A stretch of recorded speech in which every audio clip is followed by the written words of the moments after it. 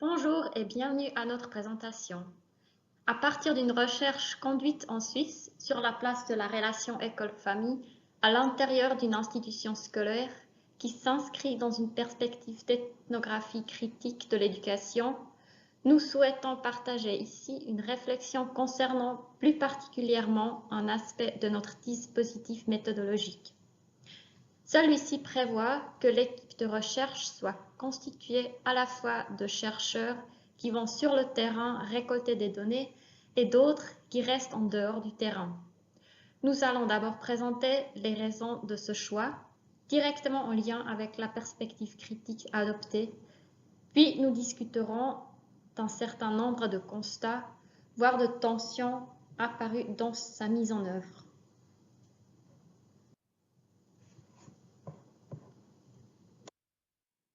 Notre recherche porte donc sur la collaboration entre l'école et les familles. Une précédente recherche conduite au sein d'un établissement scolaire du canton de Fribourg en Suisse nous a conduit à l'hypothèse qu'un obstacle majeur à la collaboration entre l'école et les familles était l'ethnocentrisme qui avait tendance à caractériser les pratiques des acteurs scolaires. Entraînant une considération du cadre de référence de l'école comme le seul possible ou légitime, il amène ces acteurs scolaires à se montrer régulièrement aveugles aux besoins des parents, à commencer par celui de recevoir des informations claires sur l'école et son fonctionnement.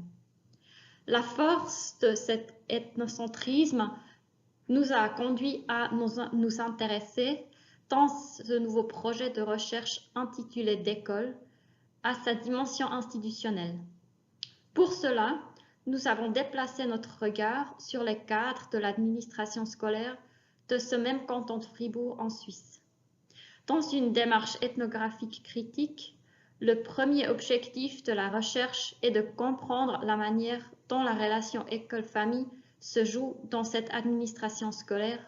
ainsi que le rôle que peut y jouer un éventuel ethnocentrisme institutionnel.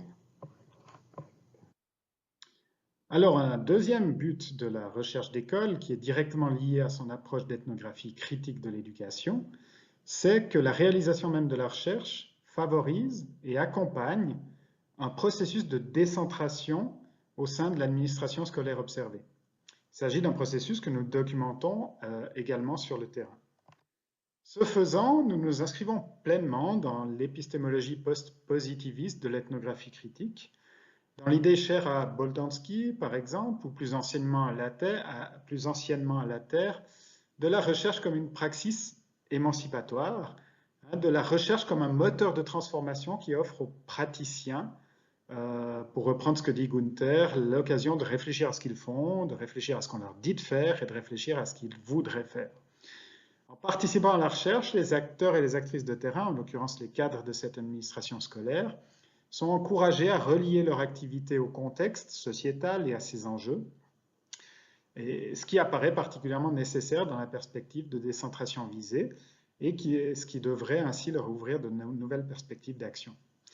Dans ce sens, la théorie qui émerge des données est à la fois ancrée dans les données dans le sens de la théorisation ancrée de Glaser et Strauss, mais elle émerge en même temps aussi du dialogue entre chercheurs et participants à la recherche au sens des travaux de Latter. Dans notre communication, nous souhaitons discuter plus particulièrement du dispositif méthodologique que nous avons adopté dans la recherche d'école pour répondre aux défis de la bonne distance entre chercheurs et partenaires de terrain tels que soulevés par exemple par Calonne. Le dispositif méthodologique du projet d'école définit les rôles des chercheurs en leur donnant deux positions, en scène et hors scène. Pour comprendre l'activité des cadres de l'administration scolaire observée, trois membres de l'équipe réalisent la récolte de données sur le terrain. Ces chercheurs et chercheuses en scène collectent les données dans les trois services observés. Le service de l'enseignement obligatoire de langue française, le service de l'enseignement obligatoire de langue allemande et le service de l'enseignement spécialisé et des mesures d'aide. Cette collecte de données passe par l'observation de réunions en présentiel et en ligne, par la conduite d'entretiens individuels et collectifs et par la récolte de documents. Deux chercheuses restent inversement constamment hors scène. Elles ne participent pas à la récolte de données,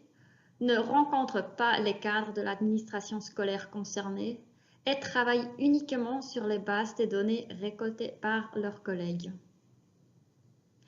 Cette position hors scène ne tient pas à des raisons pratiques, mais à la volonté de notre part de distinguer les positions. Avec la formule d'envoyer seulement 3 de 5 membres de l'équipe sur le terrain pour récolter les données, le dispositif permet de disposer à la fois du regard interne des chercheuses et chercheurs immergés dans le terrain et du regard externe des chercheuses qui restent à distance. Ce croisement des positions s'ajoute au croisement des champs d'expertise des 5 chercheurs et chercheuses de l'équipe, issus soit des sciences de l'éducation, de la sociologie de l'éducation ou de l'anthropologie de l'éducation. On peut retrouver derrière ce positionnement, particulièrement de l'équipe de recherche, à la fois dedans et dehors, dans une combinaison de proximité et de distance, la célèbre métaphore de l'étranger de Simmel, reprise par Pires comme manière d'aborder la question de l'objectivité dans la recherche. Ce double positionnement, dedans et dehors, vise à nos yeux à garantir une posture critique tout en offrant une compréhension fine et nuancée des processus à l'œuvre dans un contexte vu non en surplan, mais autant que possible de l'intérieur. Alors, un outil de recherche, un dispositif met particulièrement en jeu cette complémentarité de posture dans notre méthodologie. Il s'agit des séances de débriefing lors desquelles les rapports d'observation produits sur le terrain sont discutés en équipe au complet, donc l'ensemble des 5 chercheurs,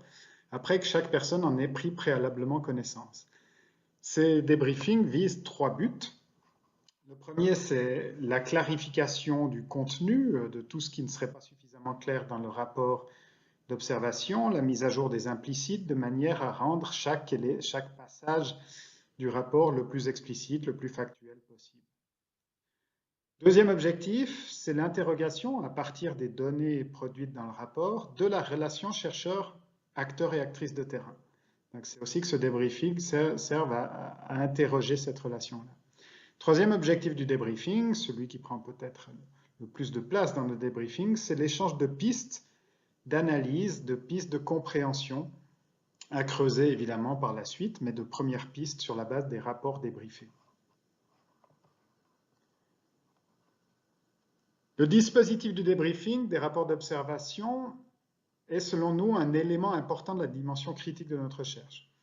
Il nous permet de nous méfier des apparences et du sens commun et d'interroger constamment le sens des catégories mobilisées, des interprétations mobilisées, y compris par les chercheurs eux-mêmes. On est vraiment dans cette idée un peu de permettre l'émergence de l'invisible au sens donné par Perron et Rudge. Dans cette optique, le croisement des regards entre membres en scène et hors scène s'avère extrêmement riche. Pour chacun des 3 objectifs, il s'avère riche aussi bien. Donc la posture notamment des personnes hors scène s'avère aussi bien favorable à la mise à jour des implicites,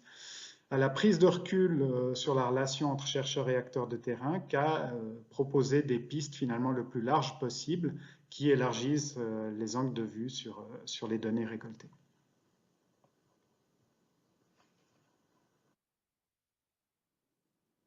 Cette communication, dans le cadre de ce colloque, nous apparaît l'occasion d'un temps qu'on pourrait dire de méta-débriefing sur notre dispositif, à la fois du débriefing, mais aussi sur notre dispositif croisant plus largement chercheurs en scène et hors scène. Le premier élément qui ressort de notre bilan à ce stade est que ce dispositif nous apparaît comme un vrai plus pour une épistémologie critique, dans le sens qu'il a permis l'émergence de pistes de compréhension et d'analyse de nos données qui sont vraiment nées de ce regard croisé du dedans-dehors. Pour évoquer très brièvement et de manière un peu simplifiée un exemple, le regard des chercheuses hors scène a notamment été essentiel pour nous permettre de mieux comprendre une forme d'effet de corps, de réaction collective, identitaire, défensive de la part des différents acteurs de l'institution scolaire observée, comme une hypothèse à creuser finalement pour saisir certaines ambivalences qu'on repérait sur le terrain. Donc des ambivalences qu'on repérait notamment entre les discours tenus de manière individuelle par les acteurs de terrain dans les entretiens avec les chercheurs en scène, et puis des pratiques et des décisions collectivement mises en œuvre par ces acteurs de terrain vis-à-vis de la collaboration avec l'école, avec les familles, qui nous apparaissaient régulièrement en décalage avec ces discours individuels. Et tandis que le regard des chercheurs en scène sur ces résistances, ambivalences repérées sur le terrain restait pris dans une lecture proche du fonctionnement et des perceptions des participants concernés, le regard des chercheuses hors scène a été essentiel pour déplacer la focale à un niveau davantage systémique et faire immerger cette hypothèse de l'effet de corps qu'on est en train de creuser actuellement. Si ce dispositif nous est apparu ainsi comme un vrai plus, il pose parallèlement deux grands défis qu'il nous apparaît important de mettre en avant dans ce bilan. Le premier, c'est il renvoie à des différences de logique selon les temps du débriefing que nous nous sommes rendus compte avoir dans un premier temps insuffisamment clarifié. Cela concernait plus particulièrement l'objectif du débriefing évoqué précédemment d'échanger des pistes sur la base des données récoltées. Et on s'est rendu compte que tantôt nous nous situons dans des échanges très proches des données, vraiment de l'ordre, on pourrait dire, de premières analyses,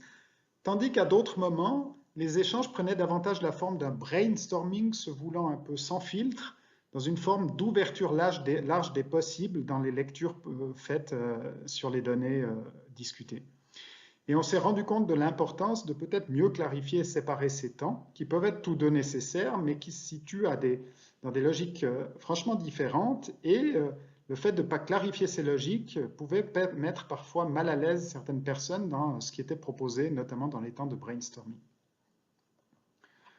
Le deuxième défi qui nous est apparu est d'éviter que chaque membre de l'équipe se cantonne dans sa position, hors scène, en scène, de manière rigide, avec le risque d'un côté d'une sorte de posture critique automatique du côté des chercheuses hors scène, comme un espèce de rôle à prendre sans que cette posture critique ne soit toujours articulée aux données de terrain, et de l'autre, le risque d'une posture critique du côté des chercheurs en scène, au contraire entravée par la loyauté avec les acteurs de terrain. Et ce risque de posture critique du côté des chercheurs en scène entravé par la loyauté avec les acteurs de terrain apparaissait d'autant plus fort par un espèce d'effet de contrebalancement du regard critique des chercheuses hors scène, parfois perçu comme dur, voire injuste vis-à-vis des acteurs de terrain. Et là encore, ça nous a amené à considérer comme indispensable de donner une place importante dans un tel dispositif à des temps d'échange, de méta-débriefing comme celui-ci, histoire de discuter et de s'accorder sur le fonctionnement du dispositif. En conclusion,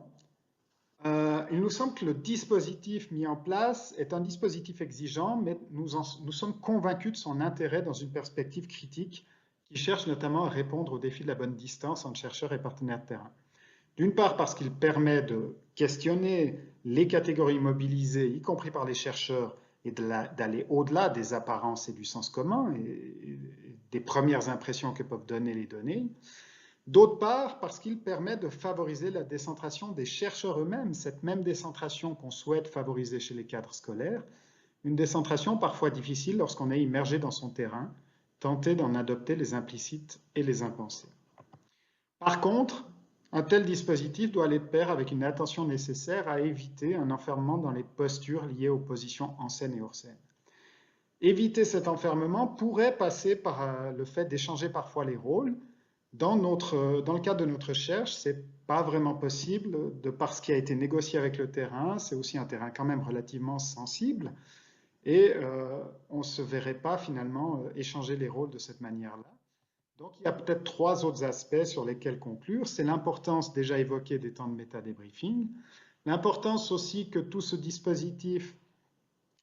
aille de pair avec un retour aux données et à l'analyse, et que le travail d'analyse proche des données se fasse vraiment de manière parallèle à tous ces moments, notamment de débriefing. Et ça, c'est un challenge en termes de temps, et c'est quelque chose sur lequel on travaille actuellement parce qu'on a de la peine à être à la fois dans la collecte des données, dans les débriefings et dans l'analyse. Et concrètement, pour éviter cet enfermement dans ces postures, c'est certainement une piste à suivre de pouvoir davantage travailler sur ces différents niveaux en même temps. Et puis peut-être encore, troisième piste, hein, c'est vraiment aussi par le retour au dialogue avec les participants, et là on en revient toujours dans l'idée critique, hein, que finalement ce qui émerge de ces débriefings, par exemple, qu'on met en place, ne deviennent pas des espèces de discussions juste entre chercheurs où chacun est enfermé un petit peu dans cette posture de départ, mais que ce soit aussi par le retour au dialogue avec les participants qu'on fasse émerger la connaissance, hein, toujours dans l'idée, avec la Terre, Kershpeken, Thomas, que les chercheurs critiques mettent leur bagage théorique au service du dialogue avec les participants et non au service de la production d'un discours abstrait imposé à leur expérience. Voilà, nous vous remercions pour votre attention et nous vous réjouissons de vous retrouver en live le 4 décembre prochain.